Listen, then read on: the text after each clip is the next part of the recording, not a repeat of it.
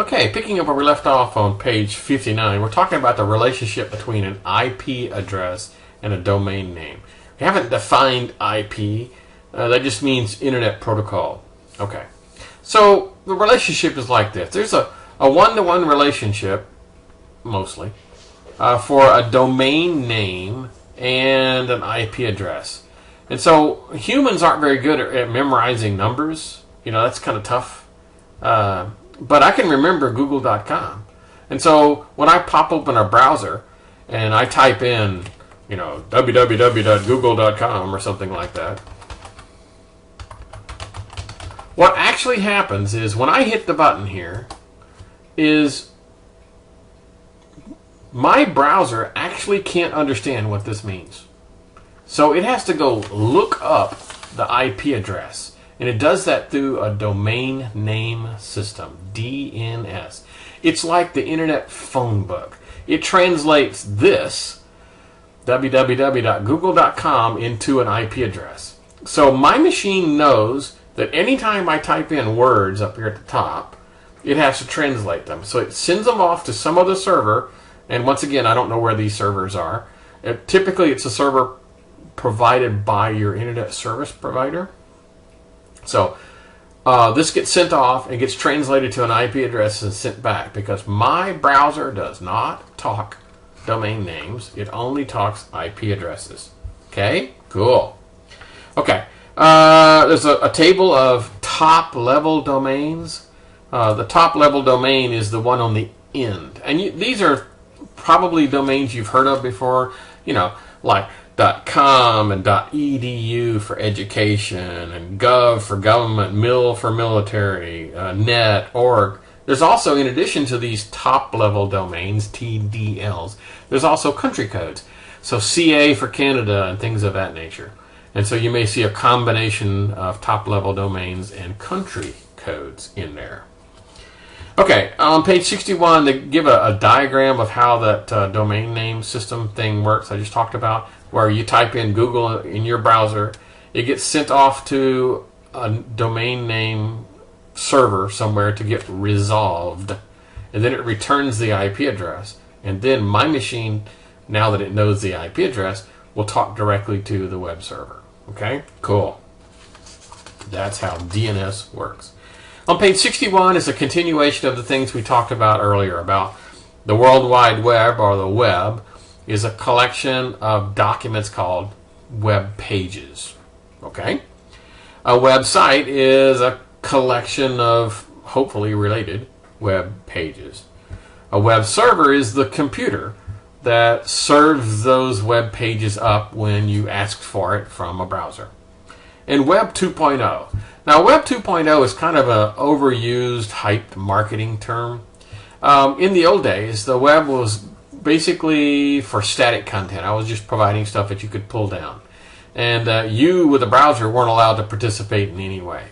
Web 2.0 is, okay, I can upload stuff. I can upload messages. I can update my status in Facebook, or I can upload photos to one of the photo sharing sites. I can put files on Dropbox. I now can participate. So instead of read-only like it was before, Web 2.0 allows me to participate. So it's all about participation. Okay, that's what Web 2.0 is. On page 62, they talk about the browser, and we've done through this before. Browsers is that piece of software that's installed in your machine that allows you to talk to web servers and it renders web pages as they come back. Okay, the home page is whatever page comes up when you first boot up your browser. In my particular case, I've got it configured to show absolutely nothing, and that's just my personal preference. In Internet Explorer, this is how you control it. In other browsers, it would be slightly different. And so a lot of people have Google here, or they have CNN, or whatever it is that is of interest to them. So every time they launch their browser, it automatically loads that one thing. Cool. Almost all modern browsers also allow for multiple tabs, which means I can be on two websites simultaneously. I can switch back and forth between the two. So for example, here we go. I'll go to Dilbert. So I can switch between Google and Dilbert back and forth, back and forth. And so I don't have to have two copies of Internet Explorer open. I just have one copy and it just points to two different locations. You've probably have seen this before. If I was just to hit the X here, it would probably just close that guy down. But if I hit the X here, it's going to come back and say, wait a minute now, do you want me to close everything? Or do you want me to close just the one that we're on? Okay, kind of cool. In this case, I'm going to say go ahead and close since we're kind of done with that demo. Okay, the next thing you kind of sort of need to know is how to type an address in the address bar of the Explorer. So here's my browser, and as I mentioned before, a lot of people have never actually seen the address bar. They've never noticed it up there. They've never typed anything in the address bar ever in their entire life. Okay? This happens. But we're going to be better than that. So you need to know the anatomy of a web address. And so this is an example. And it's broken up into chunks. And yeah, you kind of sort of need to know this. Hint, hint, hint. Okay. So the first part is a protocol. And in this case, I'll go ahead and tell you what the HTTP stands for, although that's not all that relevant. It's Hypertext Transport Protocol. Okay, so don't worry about that. Colon, slash, slash. Now, is this the same kind of slashes you use inside like the DOS prompt? Does the slash go forward or does it go backwards in DOS prompt when I'm looking at directories in a Windows system? Okay. So this is backwards from DOS. If the slashes go, well, I'm looking at it this way. You're probably looking at it that way. But anyway, so protocol. The host name is that first part of the address before the first dot. And then you have a domain name. And then some sort of path. And this path could have more than, you could have, path 1, path 2, path 3, blah, blah, blah, blah, blah. And finally you get to the web page, or what's more aptly called the resource, because it could be not just a web page, it could be a video file or an audio file or something other than a web page. So these are the parts of a web address. Now these things have names, and it's called a URL, a Universal Resource Locator, URL. That's a cool thing to know. So essentially, if I copy and paste that, hey, I wonder if this example is legit. Let me just try it. I'm gonna drive down here and I'm gonna type in here. So I'm gonna type http:// www.nps.gov history places htn. Let's see if it's actually legit. Wow, cool, it works. Okay, so again, the URL. Now once I have it here, if I was to plan on going back to this thing over and over and over, I would probably save this in my favorites because I don't like typing.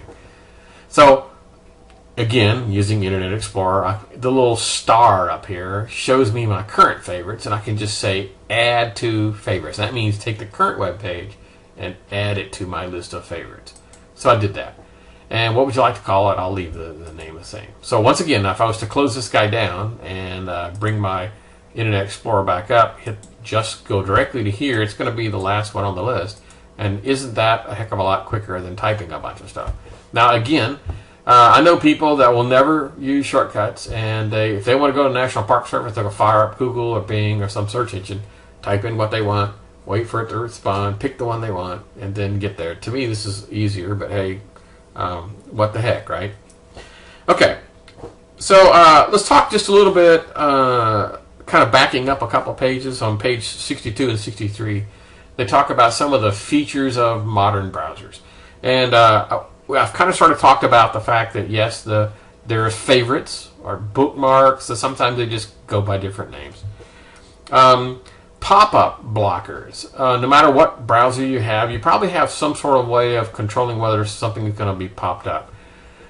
So you have a message that pops up on the screen. Now, I will know that if you've configured your machine correctly to deal with Blackboard, Blackboard is going to require you to make an exception to allow pop-ups to appear while you're taking a course, for example. So there's a particular way, and I'm not going to go into the specifics, but essentially you go to settings and go into security, and it'll tell you, yes, I want to allow this website to allow pop-ups to occur. The next one is if I want to go to someplace, a banking scenario, I want to have some way of knowing that my website is secure.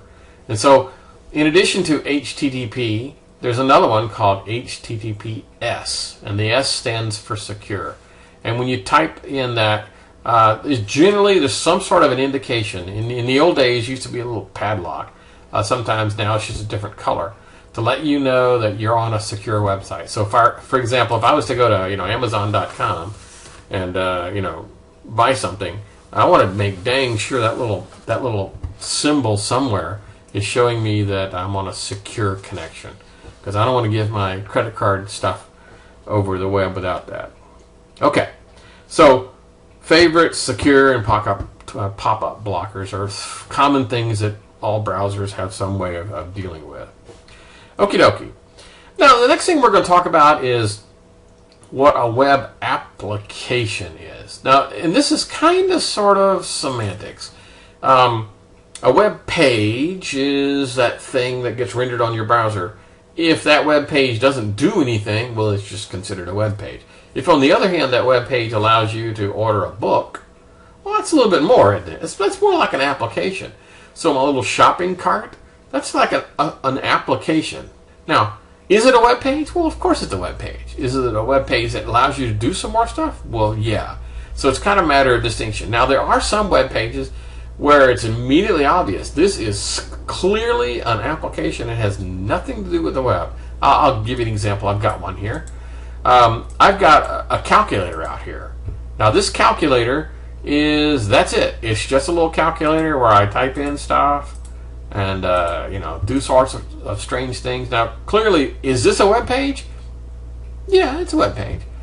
Is it an application? Yeah, it definitely is an application. Cool. So it's clearly not designed to provide static content. It is a full-blown application. Cool.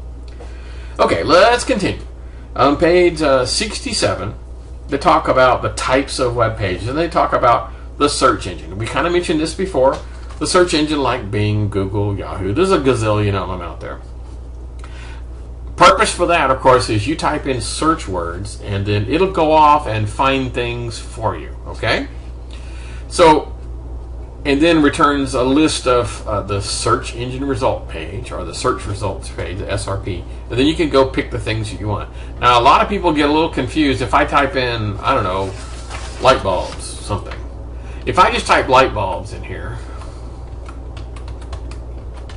and just hit the return, more than likely, it looked at that and said, this does not look like a URL. I mean, yeah, you typed it in the address bar, but it didn't look much like a URL, so I bet he meant to search for light bulbs. Now, if I typed in lightbulbs.com and say, ooh, wait a minute now, I'm not going to do a search, I think he's talking about a website. Okay. Now, you do have to know a little bit about how these things work. Some of these results are paid results. In other words, Home Depot paid to have their listing show up kind of at the top. So is that the best one for buying light bulbs? Hey, that's up to you guys. But yeah, this search engine results page could be the most relevant for your search, or it could be that someone has paid for advertisement to make it come to the top of the list. Okay, so that's kind of a cautionary tale. Don't always pick the top one every single time. Okay, this is probably a good place to stop for the 15-minute mark. We'll pick this thing up again in just a few.